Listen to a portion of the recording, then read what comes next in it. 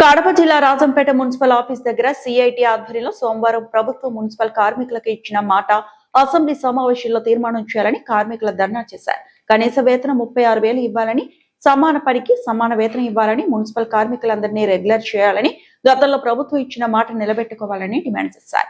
ఈ కార్యక్రమంలో municipal workers union జిల్లా ప్రధాన కార్యదర్శి PV Ramana, K Prasad, MV Ramana, M Reddaiah, Yedukondalu, Venkata Subbaiah, Balaji Ramanaiah, Achamma, Lakshmidevi తదితరులు పాల్గొన్నారు.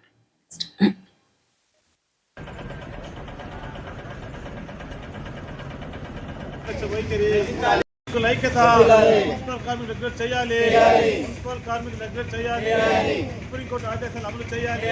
సుప్రీంకోర్టు ఆదేశాలు అమలు చేయాలి. సమాన పనికి సమాన వేతనం ఇవ్వాలి. సమాన పనికి సమాన వేతనం ఇవ్వాలి. ప్రైవేటీకరణ వెంటనే ఆపాలి.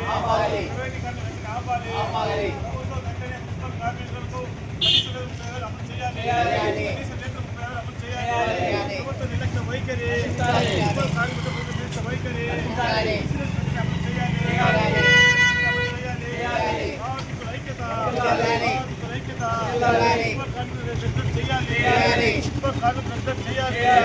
మున్సిపల్ కార్మికులందరం కూడా మా ప్రధాన డిమాండ్ ఏంటంటే కనీస వేతనం 35,000 ఇవ్వాలా. అదేంటంటే ఈరోజు ధరలు పెరిగినాయి విపరీతంగా.